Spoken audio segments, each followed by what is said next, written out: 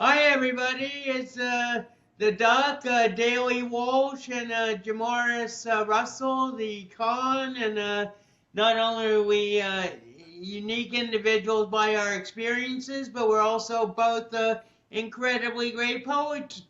So, how are you, Jamar? Well, good to see you. Great, man. How are you? Very well. Before we go into the poetry, why don't you just we're working our way through your programs. So why don't you tell us a little about what we're doing and about the lesson we're going to be doing today, and just catch us up a little bit on what we might have missed in the first three sessions. Good news to be shared, right? I think I told you about being awarded a grant. This grant is coming through Safer, Stronger Together, which is a combination of um, the agencies here in Maryland, Department of Corrections, hold on, DPS, Department of Safety and Public Correct. All right, DPSCS, right? Because it used to be DOC, but they took the correction. Department of Public Safety and whatever. And then it's Department of Juvenile Services and Department of Human Services, which they come Okay. together to find these specific red zones and stuff like that that they want to serve. And so, me amongst another a team of grantees have been awarded to be able to work in these services. And I'm bringing this up because it was an amazing meeting last night, where I got to learn about some of the people that were involved. And I've been volunteering in PG County Department of PG County Detention Center, which I've been working through this program, right? Right. And I don't think that they were aware of that, but that's part of the whole right and freedom situation, and that was stuff that I wrote in my incarceration. So we'll be working through that, and I mean, the timing of everything is just remarkable. When we decided to agree on this, live, loved, and to do the turn Right. university to advantage, that was before that was even a thing. But we get to work through this, to go ahead and explain things through our targeted population, yours, the family of those that deal with loved ones with schizophrenia, and me dealing with those that's just as involved. So we'll be tonight focusing on responsibility.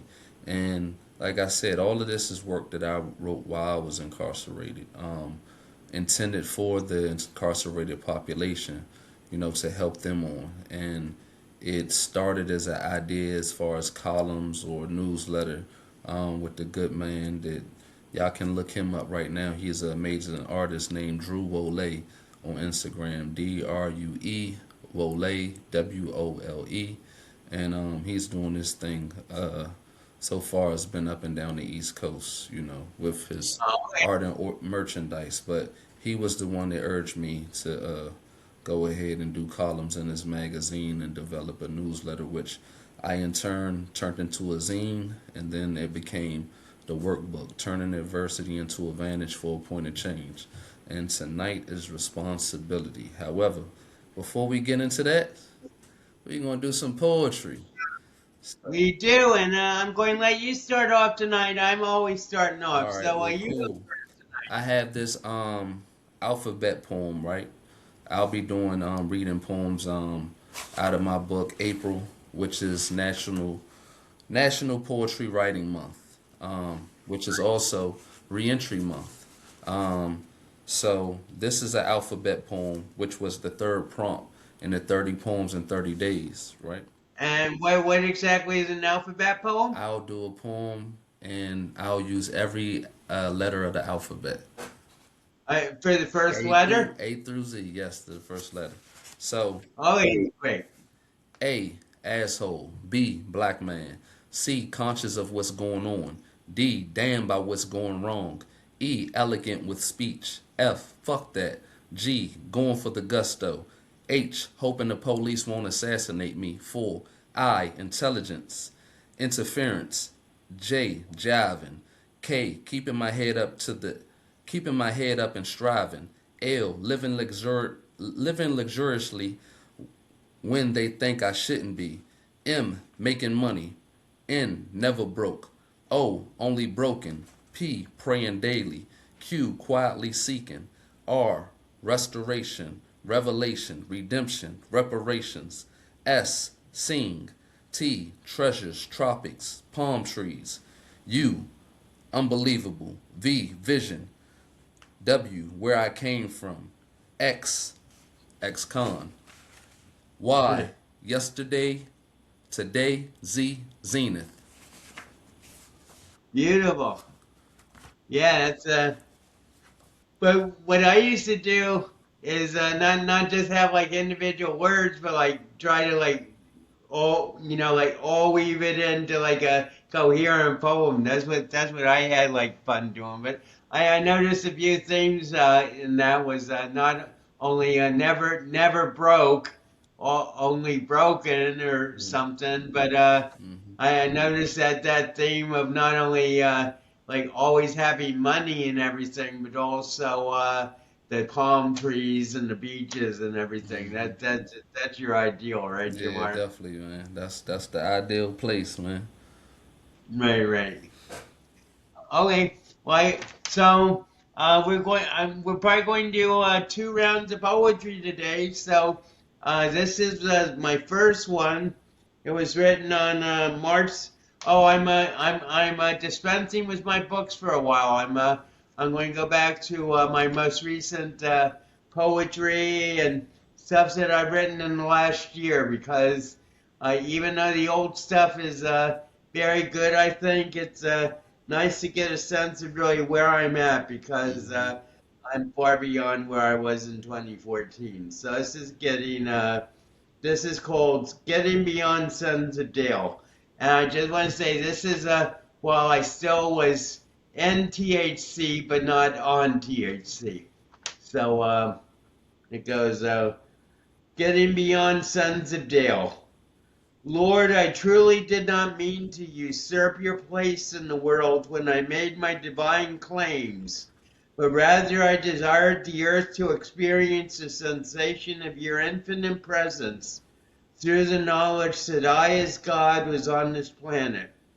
So now I've been confined to a small corner of an apartment building in the Garden State where the mild winter has been daily unfolding, as I dream of embracing the passionate arms of the bride I can't even prove in fact exists. Although I've been conversating 5 years with the possibility of her actual reality, even as the years slide from this aging body like snow melting off aluminum siding of the house I anticipate building with her. If in fact we can ever physically rendezvous, in the context of three dimensions where lies the manifest state of the perfect avatar she has revealed to me in endless selfies, I do not have the heart to deny her real. Such a romantic, huh? Try to be. Lover boy. Yeah, yeah. That's for that I'm a rose. writer, not a fighter. Yeah, there you go. There you go. So, turning turning adversity into advantage, huh? Yeah, so let's get on with lesson four, responsibility. You got anything to share? Yeah, I'll go ahead and share the screen and go ahead read the lesson. Okay, well they just started me all the way from the beginning. Let's see.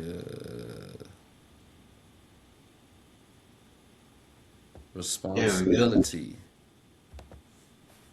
All right. Most people do not really want freedom because freedom involves responsibility, and most people are frightened of responsibility. That's Sigmund Freud. So, um, I'll be reading through the rest of this. The above quote made me think of another. The price of liberty is eternal vigilance. I wonder when Frederick Douglass wrote this if he meant that he would always have to be on the lookout for slave catchers or be constantly mindful of the infringement on civil liberties.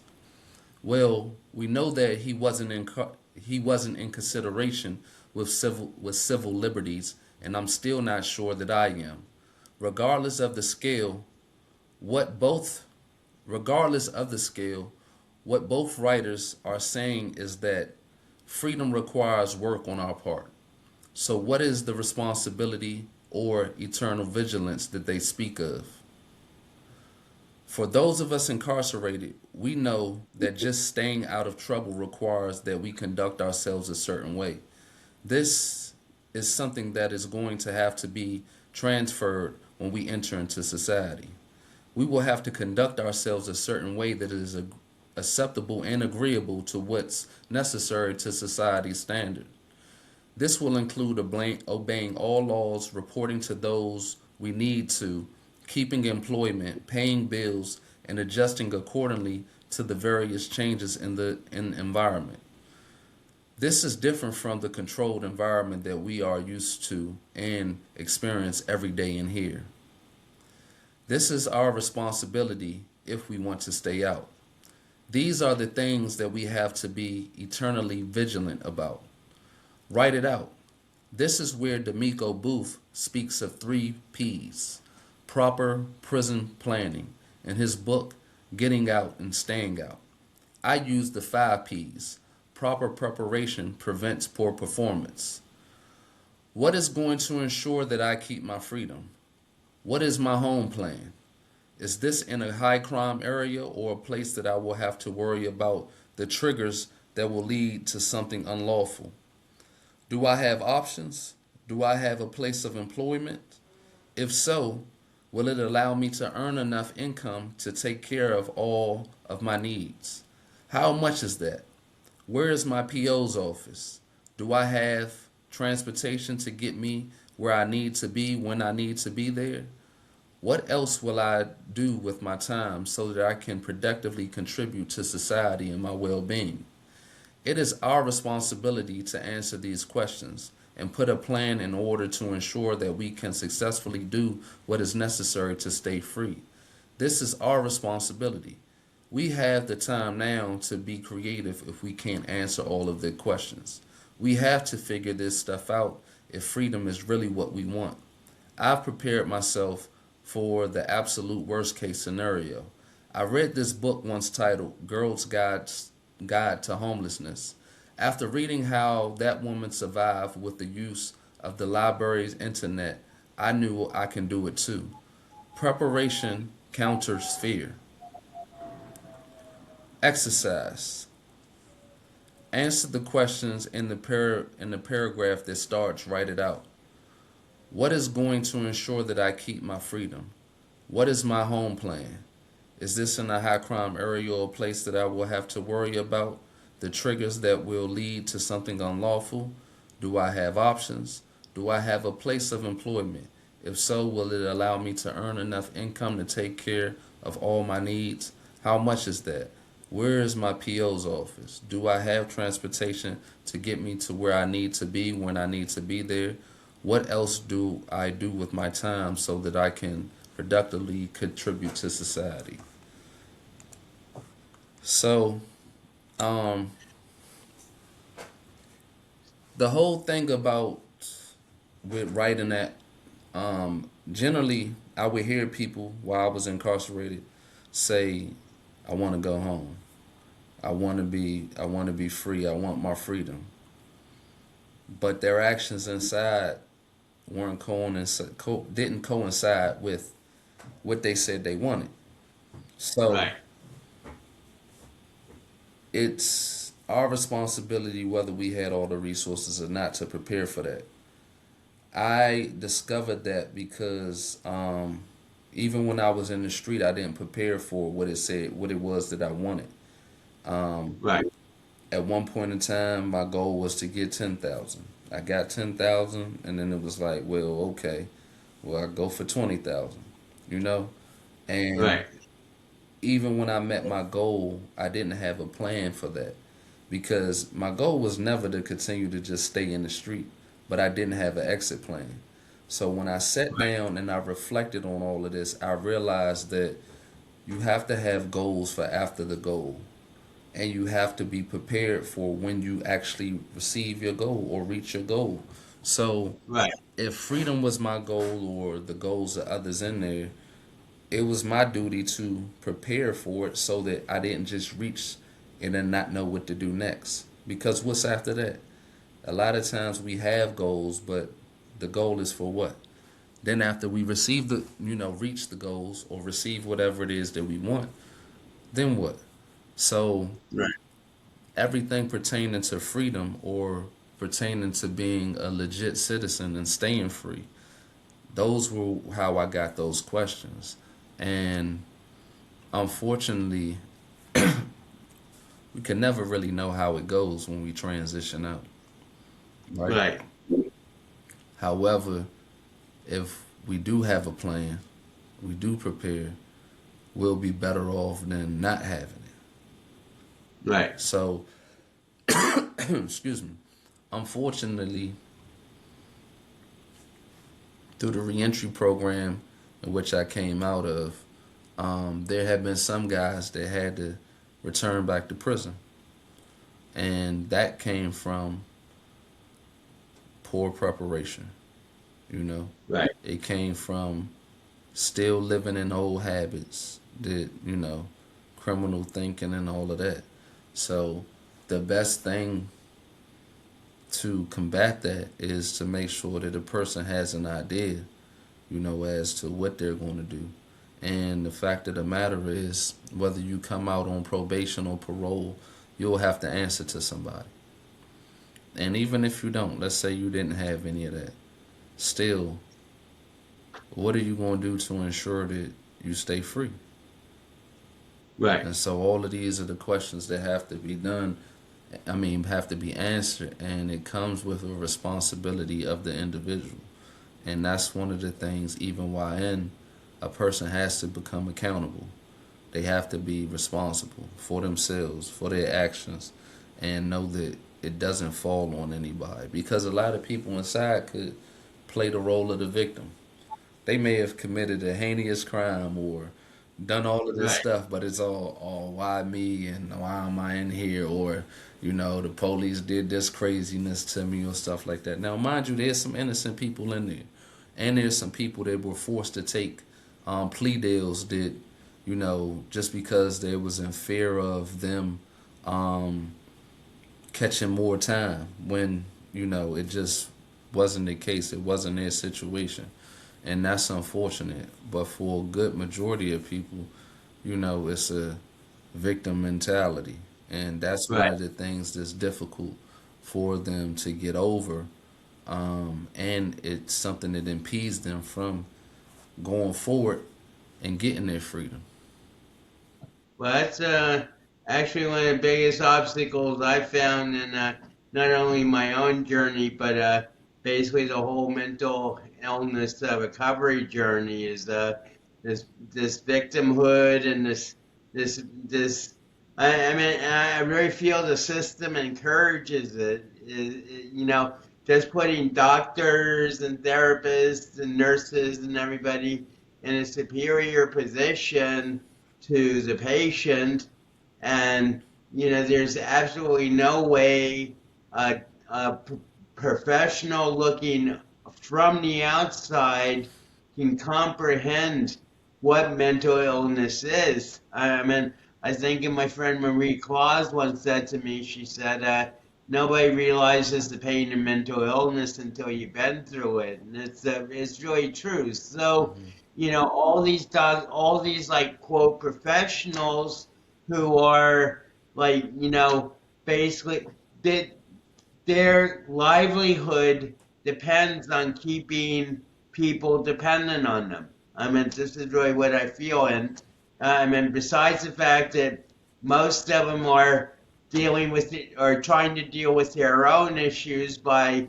projecting them onto their patients, but that's a whole different story. But basically, this idea that, you know, you're going to need me for 5 years to get out of this because that's that's what the normal is, and basically So not only is it economic, but it's also like an emotional and and energetic like compromise of the self that the doctors are like protect that most professionals are taking part in because it's in their best interest to keep the mentally ill dependent on the medications and their inability to think for themselves. As you were talking about that, it made me think of so we both were in two different type of institutions, but some of the things, same thing happens. Uh, in my situation, guys tend to be grouped because of whatever they think. When I say they, I mean the COs, the staff. When I say COs, I mean correctional officers. The staff views guys that are incarcerated. So I believe in their training, and I don't know, I haven't been through their training, but I assume that they're taught to think that guys will be manipulative and, they're just criminals and they're going to be doing this or try to do this and they're the worst or whatever movies or stuff like that. And that may be true for some, but not for everybody. So what I'm trying to get at is the generalizations. So because, and this is what happens, if somebody does something crazy in the institution, it'll make it harder for a lot of other people, Right. right? So let's say there's some people that were ever in your institution, and because some of these people may have been dangerous and violent, now the staff is treating everybody with caution, or because some other people will be whatever way, it there's a grouping, when there's a mentality that is dealt with when a person thinks, oh, you're categorized as this or that. So for a minute, while I was incarcerated, I was on the SNU unit, which is special needs unit, right? I was there to be a SNU mentor. Um, and I used to take time to mentor and do certain things with certain guys, that they would allow me to. And for a minute, I was told by one of the guys in psych in psychology that dealt with all of that it helped boost the morale as far as the energy and everything on that unit. The bad thing is that, of course, I'm still in jail. You Right. still have people that's on whatever they on, might be trying to get high. People might trying to take advantage of these people, stuff like this. So somebody reported to an officer or said something that I was moving narcotics or something on this unit, right? Now, Right. when I decided I wasn't going to do any more crime in the county jail, I haven't sold any drugs since I don't know, it's, but at Right. this Right. time, it was one of those things where I was looking at, here I am coming to help over here, but then somebody wants to tarnish my name. When I worked hard to have my credibility in my name and stuff like that. So I told them by this time I was no longer on this new unit. I was on the honor tier, and I was still coming over there from the honor tier to help mentor. But I had to tell the brother that was in psych after that. I said, look, I'm not doing that anymore because you're not going to put me in jeopardy of losing the stuff that I worked for while I've been over Right. here just because y'all want to put a bad bone on me. And that's the thing that unfortunately happens, you know. And it doesn't matter. I don't think it matters what institution that you're in. Even out here dealing with people, you know, people will lie on you just because either they have some type of ulterior motives, they feel like you in their way, they're jealous, envious, or whatever. Right. Or they just make stuff up, because it's entertaining for them, you know. And that's the unfortunate part about things. But still, regardless, man, I push to do the work to change the narrative. Right. Yeah. So that was something I wanted to bring up about the lesson today is and the questions. You know, you basically said you know pre-planning and preparation. Do you have a place of employment? Where is it? Can you get to it and everything?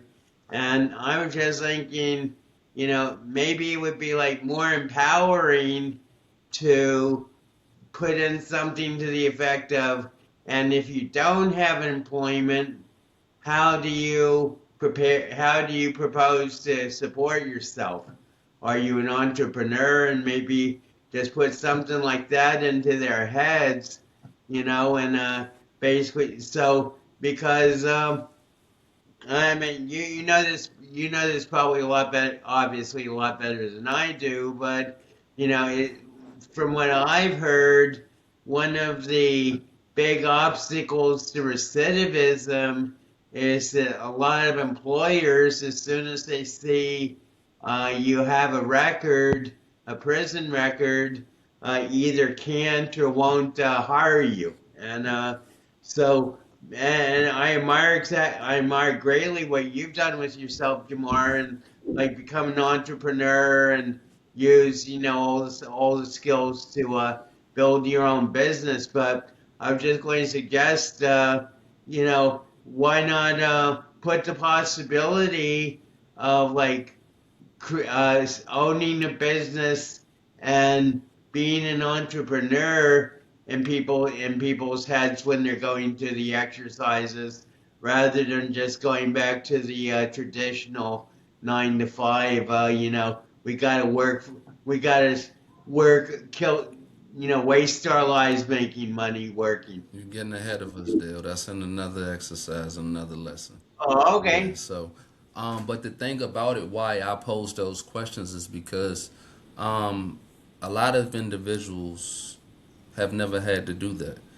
A lot of them had been being incarcerated, you know, throughout their youth, go back into the streets, you know, and come in, or they come in when they've been young, 17, 18, 19. Some of them as young as 14 and 15. That even going into the adult system, depending on their crime, depending on the situation. But none of these young people, or some of those that are older, have never had those responsibilities before. So I've Right. been around a lot of guys. They say, "Man, I'm gonna go back to school, or I'm gonna go to college." Fine. How you gonna support yourself? If you've never Right. been to college and you've never been on that level with stuff, how do you think that's gonna work, right? Or even guys that say, "Man, I'm gonna get a job," and they think that just any job is gonna suffice. And it's like, okay, well, how are you going to? And so these questions are things that people will have to, you know, think about. It'll provoke thought. You know, get them Right. to actually start really looking at things. Because I know guys are like, man, shoot, I don't even care. I work at McDonald's, all this other stuff, and that's good. It's a good start.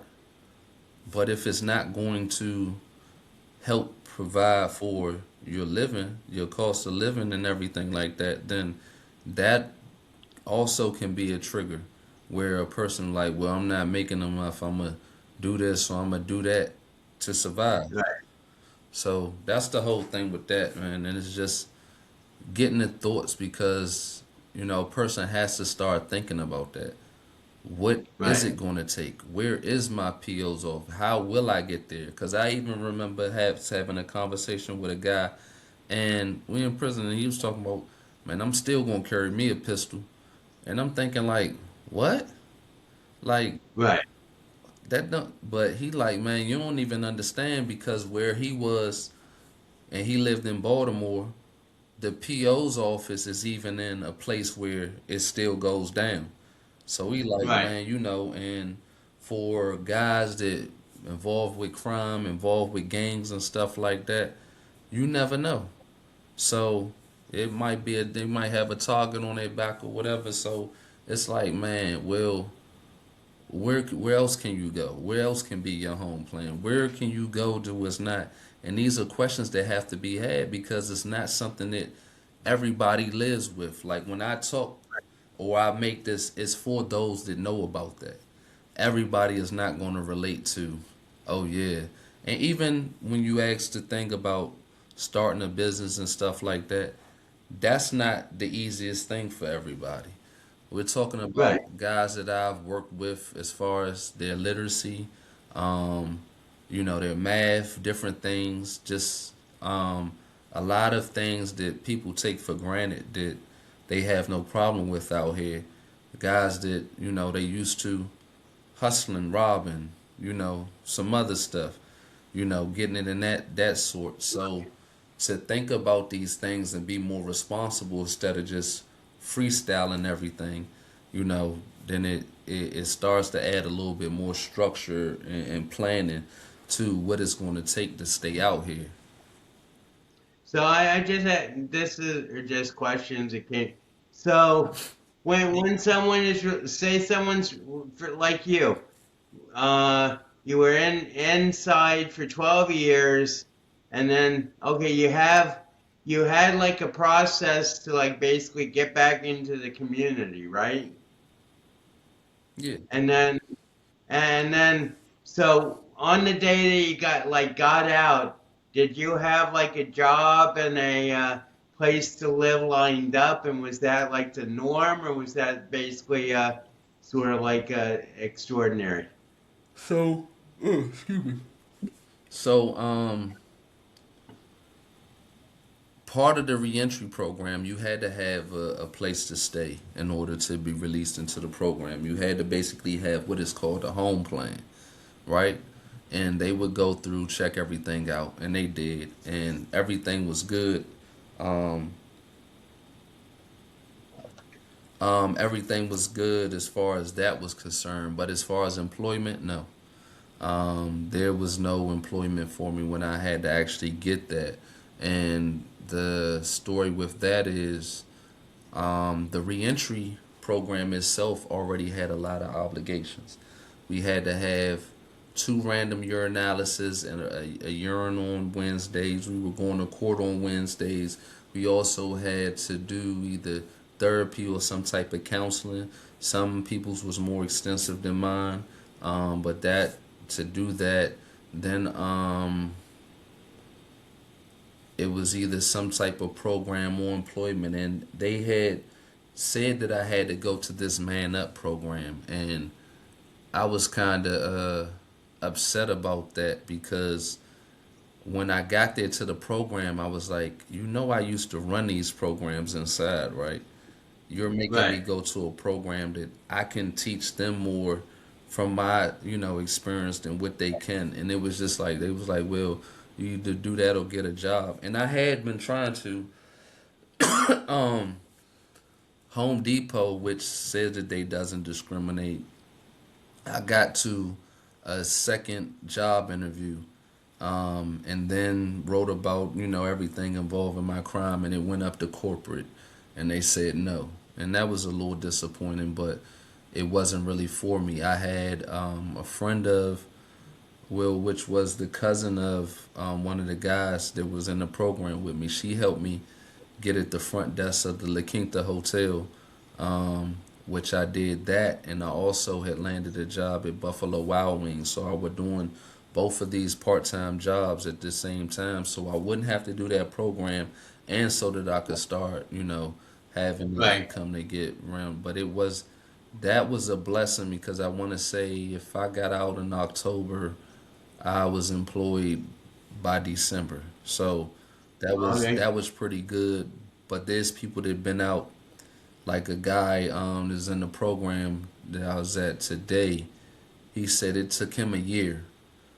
So everybody's situation is different, and he was ex-military and had a background in finance. So which is crazy because you would think that just off of him being a veteran, that would have helped him, but everybody's situation is different. That's why um, having these type of things in play and maybe having somebody to help navigate and motivate, you know, Right. can be a great service to anybody transitioning. So yeah, that's pretty much that. But I had the home. I've been blessed with that. Even being helped with transportation, because even that was something that I didn't want to keep relying on rides for, you know. And where I wasn't a place where the public transportation came on a regular basis. Right. Yeah. Yeah, I was going to ask you about transportation and like, did you have a car and everything? But yeah. So, but basically, this is something. I mean, the overriding theme of today is responsibility and freedom and responsibility. Uh, from the very beginning of today's lesson, you were tying them together and everything, and I think. That quote by Freud about people are afraid of responsibility and therefore they're terrified. I mean, he didn't say this, but basically they're scared of responsibility, but they're terrified of freedom. I can And pull it up again if you need me to. no, well, I can. Yeah, do that. Okay. Let's see.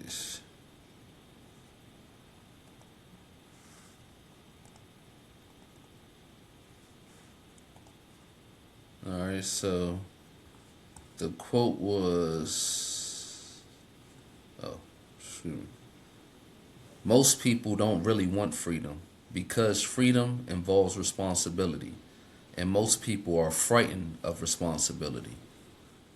Yeah, it's so people are frightened of responsibility, but I think they're even more terrified. And this gets back to what you were saying about freedom demands vigilance, because freedom isn't free.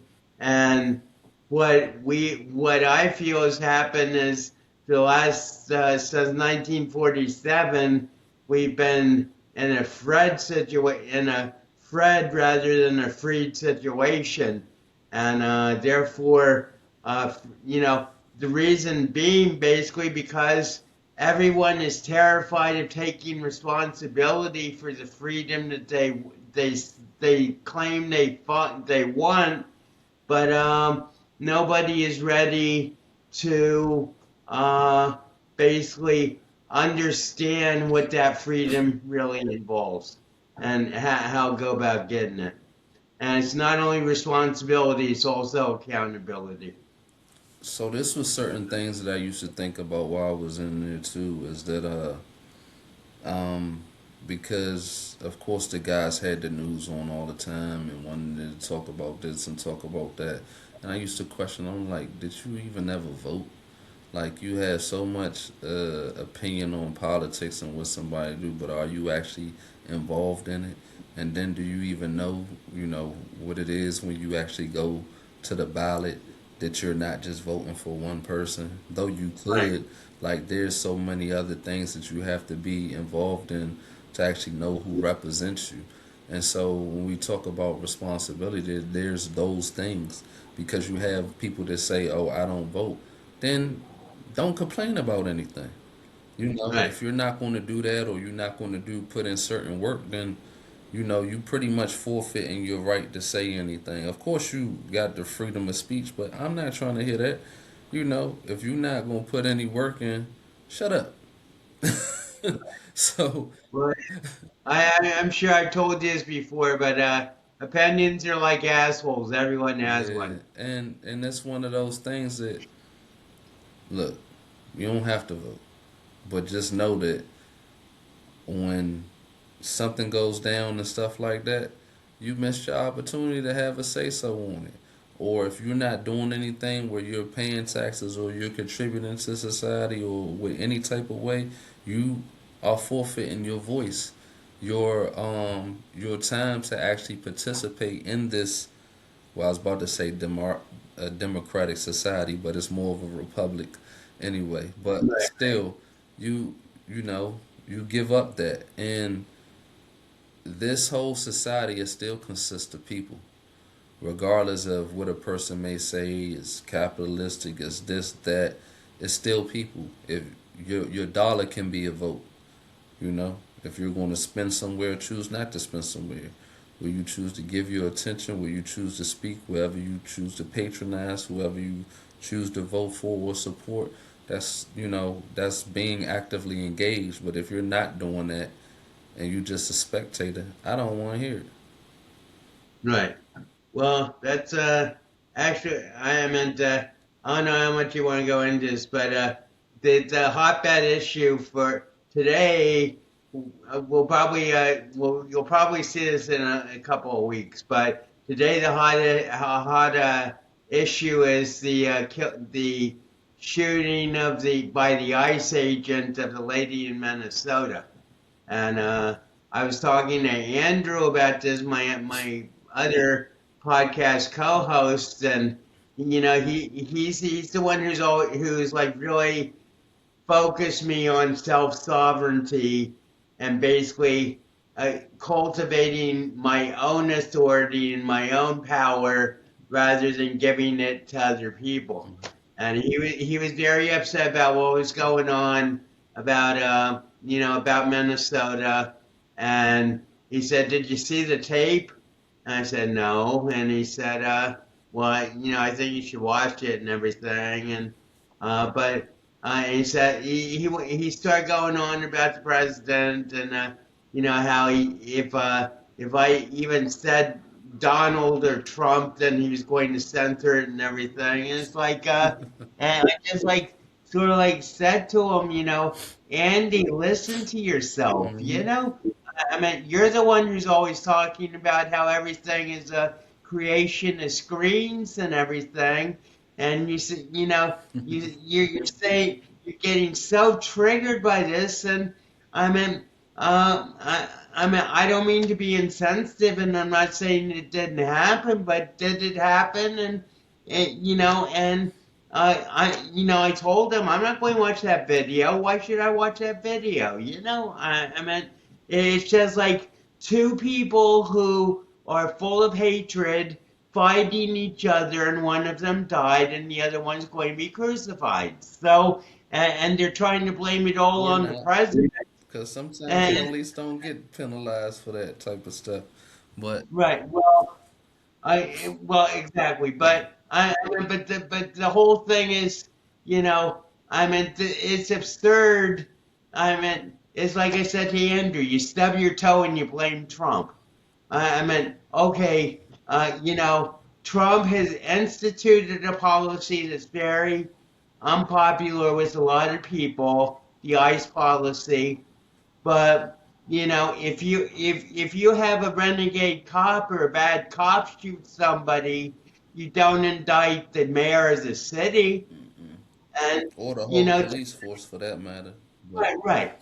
And the thing is that, okay, I mean, it's obviously a tragedy, and, I'm sure the video was very traumatic and everything, but ultimately, to what degree is it real? And, what's the purpose of it? I mean, it's like I said to Andrew, is you're talking about the two opposite poles of the duality where we believe in the unity in the middle. And you're completely missing that, Andrew. And I think that's really like, you know, I mean, people talking about Charlie Kirk and now this and everything, and how it's going to be a tipping point and it's going to throw us into revolution and, the Civil War and everything. It's just like, no, because nobody's paying attention.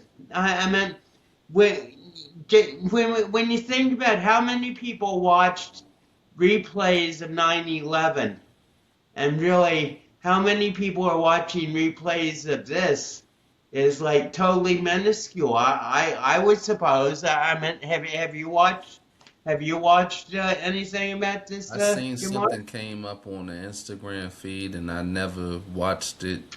But now that you said it, I said, oh, that must have been what that is. Because as soon as I see conflict with police, it's just, I pretty much have an idea which way it's going to go. Right. you know, every once in a while I can be surprised. I thought that when you was talking about everything, you was going to talk about the Venezuela situation, which I thought was just some super gangster stuff. Like, We gonna It take. was. We go listen. You got the oil and the gold. We coming for that.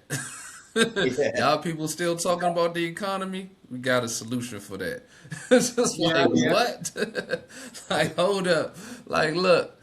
Now, it'd be a problem if somebody go take over a neighborhood or a city or something like that. But it's like, hey, you the president, you go ahead, man. We take over, go there, put some people in play. Yeah, the oil. And we're breaking the power of the Russians and So and the I Iranians guess at when the you're same talking time. about, because there's always this, I guess this power struggle with the three superpowers, which I would say is China, Russia, us.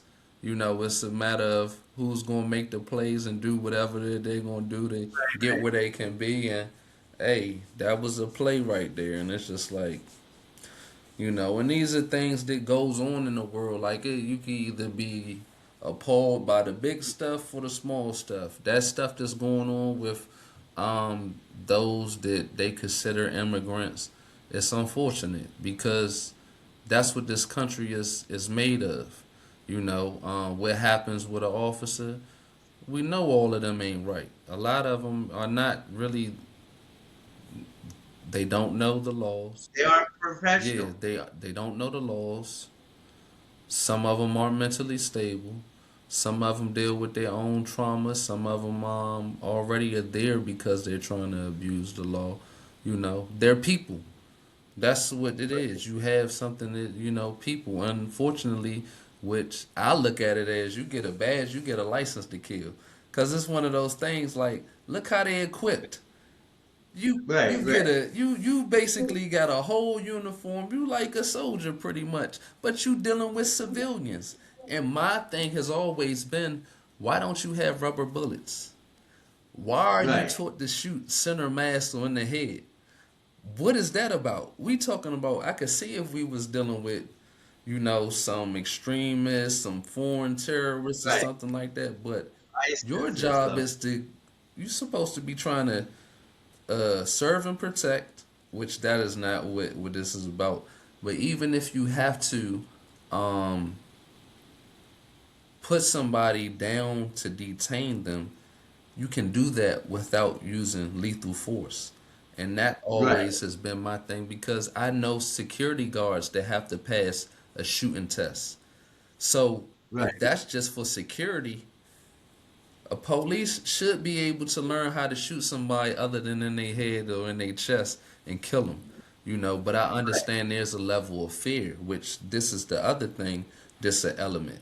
Like, how can you really train people to be calm when there's gunfire or when there's a threat, or how to do that? So there's a lot of elements with that is just a lot. But man, look, well, that's the other side. I meant, sorry, I didn't mean to interrupt, but that's the thing. I meant, ICE was like, I don't even know if ICE existed before Trump came in, but if it did, ICE was like basically created out of nothingness to deal with a very severe and complex problem in a way that would show the American electorate that Trump was taking action on what they thought they want, on what they thought they wanted. And now it's becoming obvious that maybe this isn't what they yeah, wanted, but the tidal wave of the action is already taken over. So and that's something that Trump has to deal with because it's basically everybody sees ICE as his beast. So if you're something dogged that out we to have to deal with control, though. Because remember the hope poem, and I was saying I hope people, what I'm saying, you. This is what you asked for. This is what you voted for. So for those right, that like this, you're getting what you want. But the fact of the matter is, like I said, these are still people, and I like for me it would be ideal because it has been proven that even in workplaces that are diverse, it adds more value to the company because you can serve more, you get different perspectives. Same thing with this country. Some of the most diverse places, New York, maybe in Miami, LA, stuff like that. These are places that, their economies do very, very well. There's a lot that's going on, and there's something about that. However, certain people thought that there was a threat of people coming in and taking their jobs. I don't believe a person could take your job if you're doing your job good. So Right. that right there is some BS. Maybe somebody can undercut you because they're doing cheaper work, but that doesn't necessarily mean they're doing better work. And Right. then there has to be the thing of what are they running away from? What is that? Like there has to be motives. If a person is going to break the law, even if that means going into another country, what is the motive? There has to be something wrong. And Right. those are the things that people tend not to look at. They just look at the effect of whatever's going on. And when Right. people can't eat, unfortunately, there's crime. So how do we solve those problems? You know, because I felt like it was a tragedy, and I had it in one of my children's books. Dealing with the separation of the children from their families at the border. That's terrible. Right. Because then you can't find them or get them back to detain children anyway. It's something that's crazy, especially when they haven't been doing anything wrong. But it's things that, like you said, it was something that hadn't been around, so the kinks hadn't been worked out. It was just a bunch of people screaming for this, and when you scream for it, then something happens. That's something similar to the war on drugs.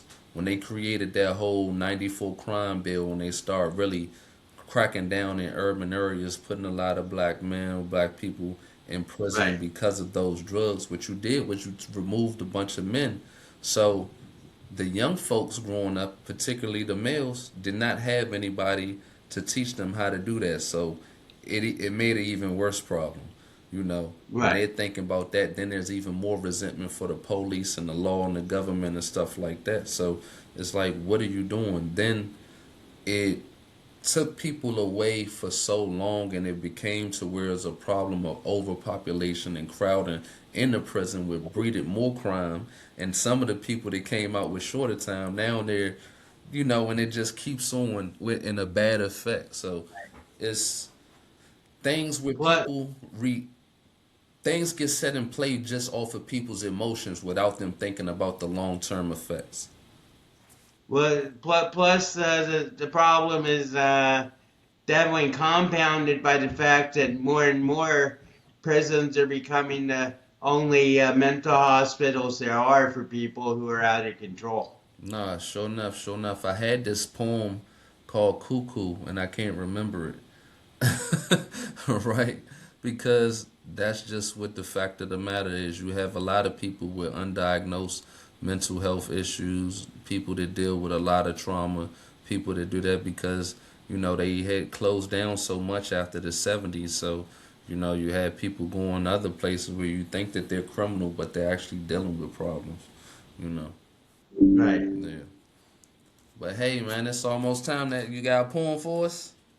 I do. I actually, so as I said, the poem I read before was on 3 March 25, and actually that was very close to the day where I popped a balloon in my God delusions after 50 years and got back to being Dale. But uh, that was that was that was after before I went back to cannabis, and the second poem is after I went back to cannabis, and it's called "The Possibilities for Dale Expression."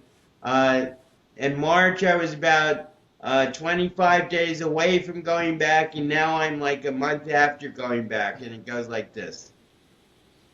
Hold on. Oh wait. I got I feel a sneeze coming on, but the possibilities for Dale expression. Lead me back to the unit, so to fly again. The Starliner presently anchored there, which has not been out of the garage for almost a score of years, and it's time to re-engage to restructure biosphere, to respond to its man-created wound.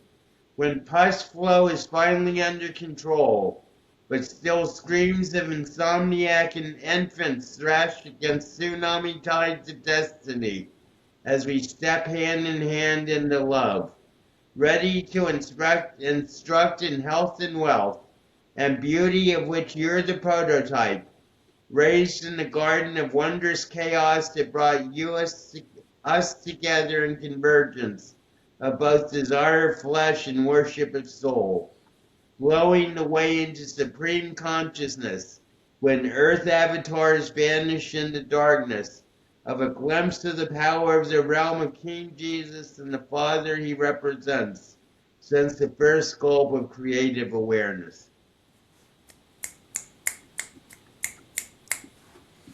So I'm going to read from the 22nd prompt of the Okay. 30 Poems in 30 Days, which is an origin story. So Okay. I came from my grandmother's house on the 4400 block of Georgia Avenue, the only boy in a house full of women and girls. I loved that house and the small radius that made up that world. None of the things that I later learned to be wrong was off to me. I came from a place where having a father in the home wasn't normal. I came from a place where the crack epidemic caused city under siege in DC. PCP usage is known in my area, and someone on it stabbed my Uncle Mike. I remember his funeral.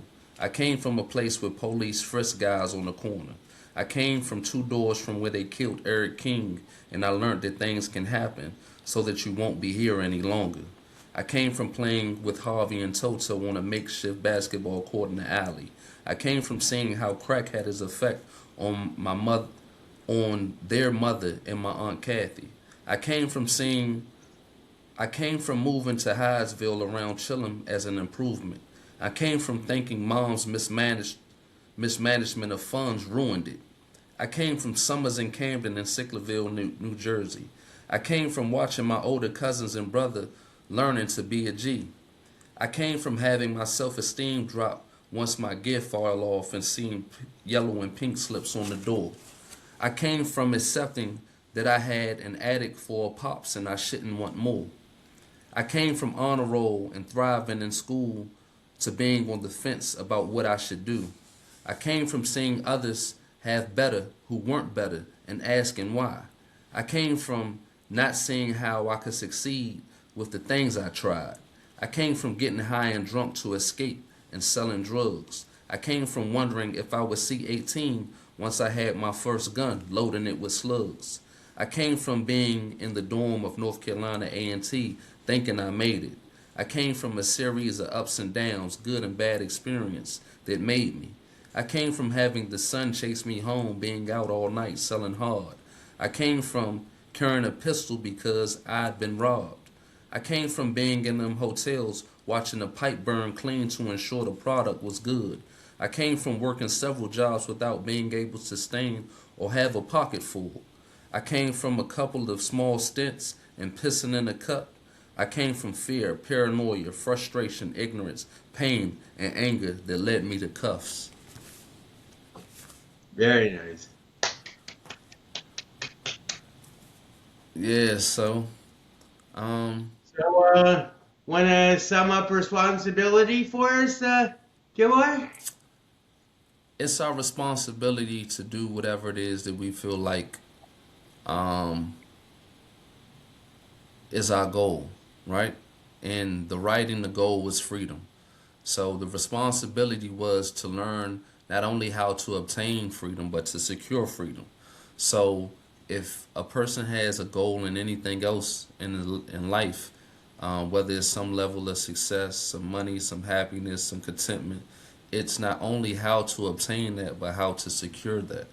So that's our responsibility to learn all of the elements and everything which is going to take in preparation for that thing. And even though things may not work out as we plan, they say those who fail to plan to fail. So if we want to be Right. successful in anything, it's our responsibility to do our due diligence. Right. And to not only build but also secure. I think by secure you mean to keep it too. Yeah, right? that's what I meant. Yeah, yeah. Okay. Great summary, and yeah. So we'll see everybody soon. Leave comments, leave likes and Like, follows, and subscribe, all of that good stuff. Get Dale subscribe. That's the word I was looking 10,000 for. 10,000 views, 10,000 followers, help him reach his goal of having that million, you know. Yeah, yeah. And don't disappoint us, people. We're talking for you. Amen. Okay, have a great one.